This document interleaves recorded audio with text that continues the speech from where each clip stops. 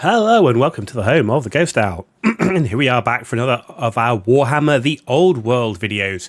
There's new news and it's just dropped today as part of the not Warhammer 40k previews. And it's an interesting one for Warhammer The Old World in that they said they were going to be previewing just one miniature, and that's exactly what they've done. If they keep going at this rate, it's going to be quite some time before we get to play the actual game. Certainly from my guess and from some of the things, the way it's written, I'm not expecting it to see it this year, especially given obviously the announcement of the epic 30k, the essentially Horus Heresy in the epic scale, which is again another specialist game, so from the Forge World studio. But without further ado, let's have a look at what this preview of this miniature is. It's a Bretonnian, a battle standard bearer. Let's check the video first.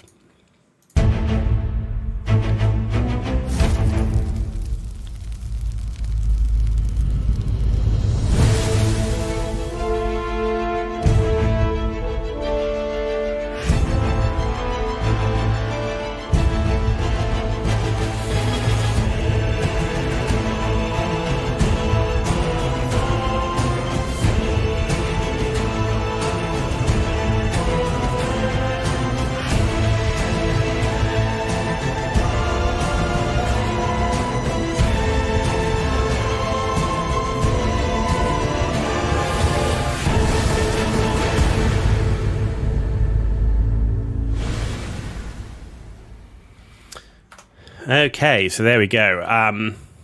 Not a bad looking model. So far we've seen the Tomb King and the Bretonnian Paladin that came out a while ago. Now we've got the Bretonnian Battle Standard Bearer. I think one of the things to consider when first looking at this miniature is it is going to be in resin. Now, look, Forge World resin has been pretty good. I own a number of Forge World miniatures for 40k, and it's pretty good, I have to say. The one downside is the cost, and I think that's going to be one of the key things for me in Warhammer The Old World is how much is going to be resin, how much is going to be plastic, because if there's a lot of resin in there, it's going to make it very expensive. And we've seen before when games get very expensive, the player base just is so low. And the danger then, of course, is Games Workshop thinks the actual interest for the game itself is low. And I don't think that will be the case. What I'm hoping for is we're going to get the bulk of things in plastic, i.e.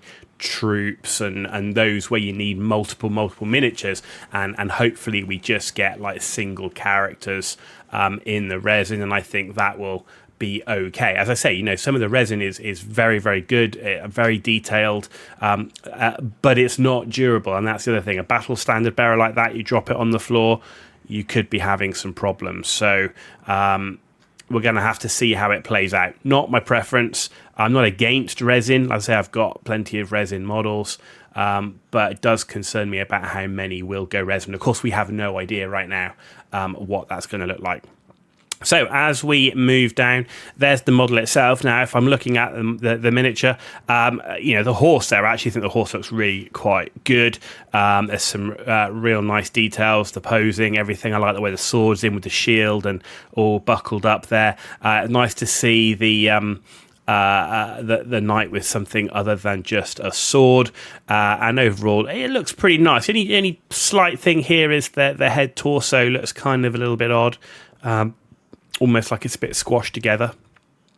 As we scroll down, as you can see here, resin, they make it very clear that it is resin, and it's been painted in the colours and heraldry of Duke Gastile, the Red Hand of Briorn.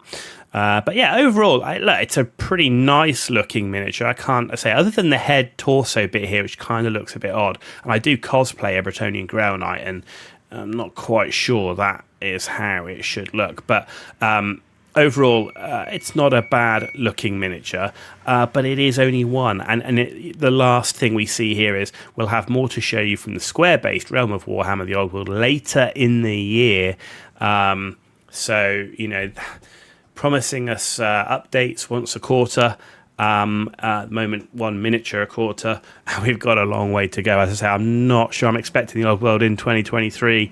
I'm definitely got my hand in 2024, but of course, that is going to double up with the expectation that Age of Sigmar version 4 or 4th edition will come out next year, so we'll see how it all pans out.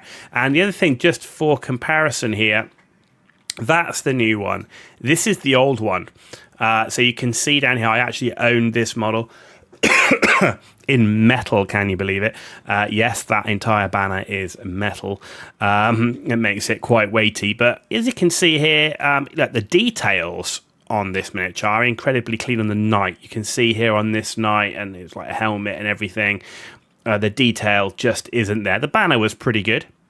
But I definitely, if you're comparing miniatures, this is definitely, in my personal opinion, a better looking miniature.